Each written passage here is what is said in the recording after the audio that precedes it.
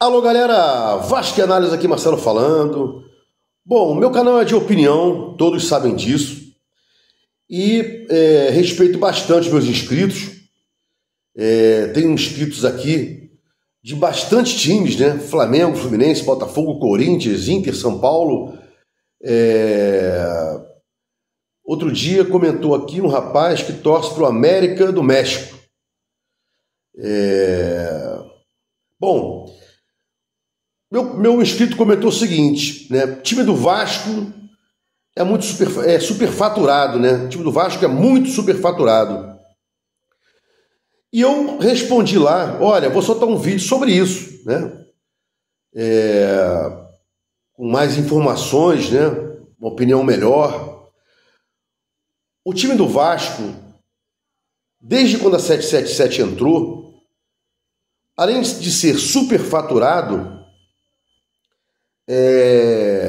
ou seja, você pagar uma coisa muito cara, né? Era desequilibrado, né? A 777, quando entrou, ela fez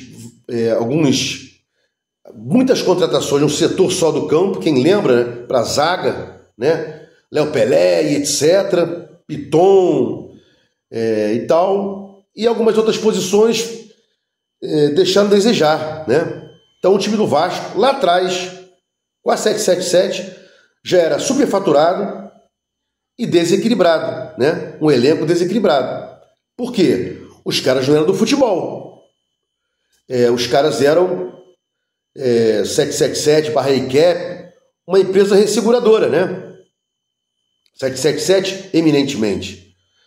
E aí, inclusive, quando o Matos entrou, piorou, né? O Matos entrou, piorou, mas superfaturado ainda ficou. Quem não lembra aí, né? Da contratação do Cleiton. Quem não lembra aí o valor que foi pago pelo David, né? Pelo João Vitor. E depois o Pedrinho, quando entrou no Vasco, falou assim, ó, fiquei sabendo disso aí, o time é superfaturado e tal, vou resolver, contratos com gatilhos, né? Bônus desinteressantes ao Vasco e tal, né?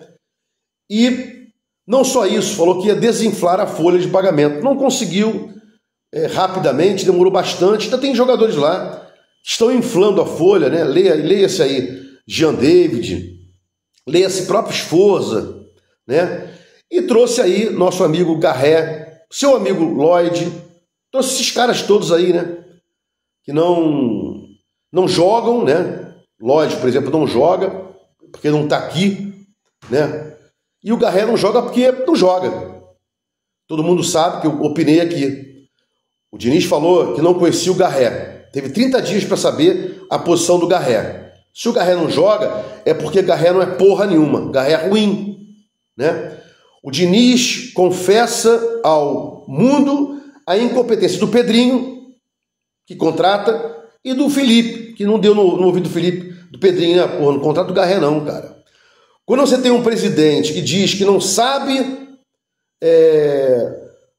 como o Garré joga e ia usar os 30 dias, né, para aprender sobre o Garré, colocar para jogar, e o cara não joga, né, nem supostamente reserva do Coutinho, né, e nem na ponta.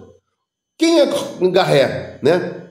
Então, além do Vasco ter sido superfaturado com a 777, o Vasco continua sendo superfaturado com o Pedrinho, contratando Lloyd, 500 mil mês, Garré, 500 mil mês. Esses caras não valem nem 150 mil, né? Os caras não sabem como joga, como pode render no Vasco, né? Esse argumento, né, do torcedor idiotizado que eu falo, tal, isso aí não tem como, né? Idiotizam o Vasco. Ontem, hoje, amanhã vão falar aí da derrota para o Del Valle, né? É uma vergonha, é um absurdo, mas amanhã já tem Grego de novo, algum filho da mãe para comprar o Vasco e especulação, né? Bom, seguindo aqui, e o Vasco sempre teve carências em vários lugares, né? Bom, um outro tópico interessante que eu queria pontuar aqui com os senhores é o seguinte: o Vasco blinda o Pedrinho.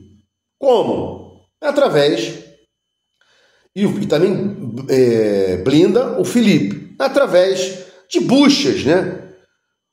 Como o diretor executivo, que em tese não seria o cara para escolher os nomes, já falei aqui, o diretor executivo faz a função burocrática, quem escolhe os nomes seria o diretor executivo, diretor técnico, né? O Felipe, para levar o Pedrinho, né? Depois de conversar com o Diniz e tal, ou o técnico que estiver à frente do time, né? Se não tem dinheiro, como o Diniz confessou na coletiva pós-jogo, tanto do Botafogo quanto do Del Valle, e se não tem dinheiro, como o Thiago Mendes confessou hoje na coletiva de apresentação dele, por que aquela babaquice de apresentar 50 nomes, né? Será que isso é verdade mesmo? Né? Admar Lopes apresentou 50 nomes ao Vasco e tal. Depois, no dia seguinte, 25 pré-aprovados e tal. Vasco não tem grana para trazer um, né? E aí, mas peraí, cara, ele não vai contratar 25. Ele vai contratar, dentro desses 25, tantos, né? Para quem ficar com essa palhaçada, 50 nomes, 25 nomes e tal, né? O Vasco precisava de um primeiro volante e ainda continua precisando, porque o Thiago Mendes confessou hoje que é segundo volante, né? Um substituto para o Couto, né? Porque quase não vai jogar, lesão de panturrilha e tal, e não entrega, não tem intensidade. Cadê? Não tem, né? Um lateral esquerdo, não dá mais Piton, cara. Todo jogo é bola nas costas do Piton, né? E o nosso lateral direito, PH, que vem falhando também, poderia ter um sangue novo, o Paulinho, os caras vão emprestar, né? Bom, colocaram o Vasco como prioridade. O Vasco colocou prioridade à Sul-Americana e tal, não sei o quê. Não, nunca vi comprovação disso. Mas eu lembro que o Carille fazia uma coisa que levava a entender desse sentido. O Carille poupava para o brasileiro, poupava jogadores no brasileiro para jogar a Sul-Americana, né? Ou seja, os jogadores iam jogar na Sul-Americana tranquilos, né? Porque não tinham jogado no brasileiro. Então, o Carille poderia talvez ter priorizado a Sul-Americana, né? E aí, idiotice priorizar a Sul-Americana, a Copa do Brasil, com esse elenco ridículo, com esse time ridículo, né? Pelo amor de Deus. Ou você acha que o Vasco vai repetir as cagadas do ano passado, com os empates com Atlético Goianiense, Água Santa, Fortaleza, né?